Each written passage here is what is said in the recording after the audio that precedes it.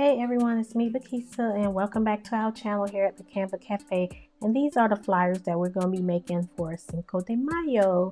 Y'all don't get tore up, look. All right.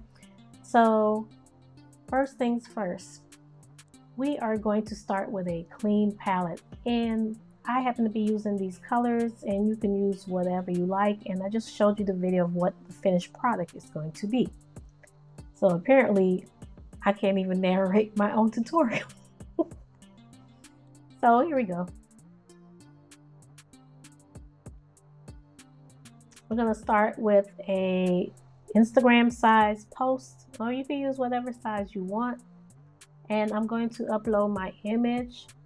And I got these images from a lady on the Instagram called Artificially Alluring. So now I'm going to change the background color to match my photo. And remember, when you do these, you'll do whatever your brand color is or what you want to match it with. And now this little thing I'm going to put on the side is called Blob Liquid Effect Gradient 26. So if you want to find it. And I'm just bordering it along the image just to, do a little extra something. And now I'm getting ready to add another gradient, and this one is called Neon Transparent Gradient Highlight. I'm trying to find the words for you guys so that you can find them easier. And this one is called the Neon Transparent Bookmark Shape. That's what this is called. And then this shape right here is called Halftone Velvet Violet Gradient Frame. Okay, I think that's all the ones. So now we can get on with the tutorial. So I just placed that in front of my image, and then somebody's emailing me while I'm trying to. I tell you, I can't wait for losing, but we're not gonna let that stop us. So I found this other frame, and it's a curved frame. It's a curved transparent gradient, and I wanted to soften the look on the young lady's face.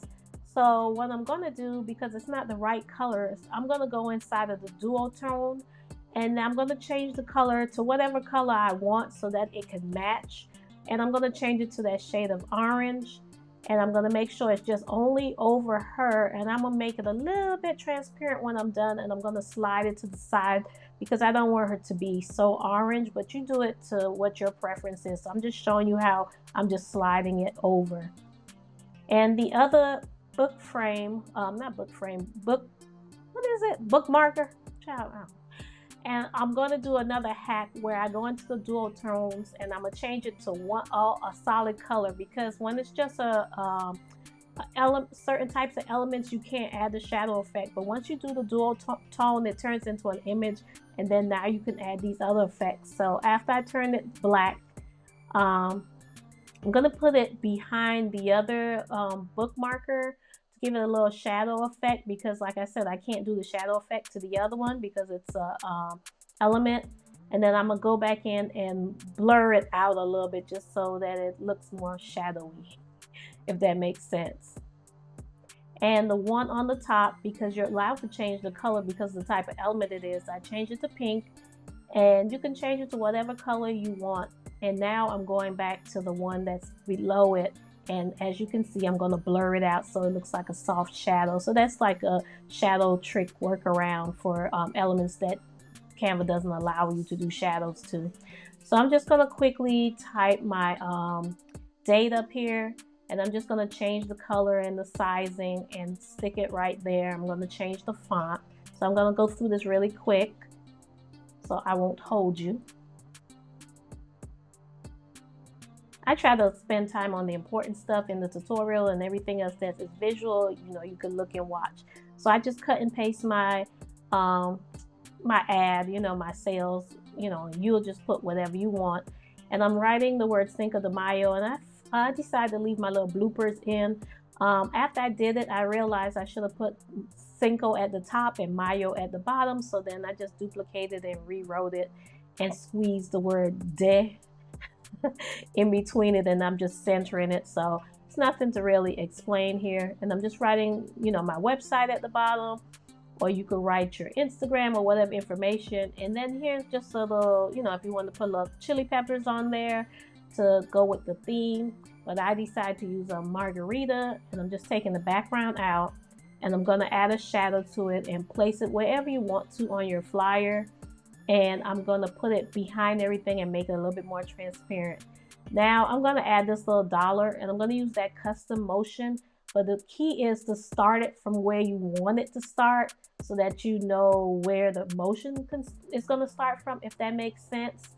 And then I always just hit the play button just to see if I like what the motion is looking like. And I'm going to do the same thing to the hair bundle, and I'm going to place it where I want it to start from. This is me putting it where I want it to start from, and then I'm just manually moving it to see where I want it to go in this animation. So like I said, I want it to start from the corner of the flyer and right there, and then I'm going to do the custom motion so that it can go across the page and kind of stop right there and there. I'm just letting it go so I can see what everything is looking like. You can adjust the speed, you can adjust a lot of things about it, so you could just play around with that. And if you would like an in-depth tutorial on that, just let me know in the comment section. And I just put the hair bundle behind some of that gradient just so it could blend in and look, you know, a little soft.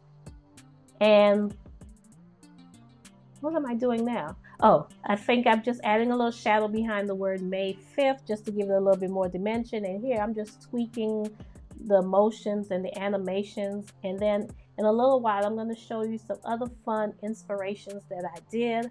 I did a few other flyers for Cinco de Mayo, and I just included, I'm just going to include it as just a, you know, a little bit of inspiration. And if you found this tutorial helpful and simple, please give me a thumbs up, and don't forget to share and subscribe. Thank you so much for coming, and don't forget to let me know in the comment section any other tutorials that you would be interested in. I would really appreciate it, because, you know, I want to help y'all. And see, look at these fun things I make. And those are the type of things I teach in my membership. So, but thank you for coming. Love you. Bye. See you on the next tutorial.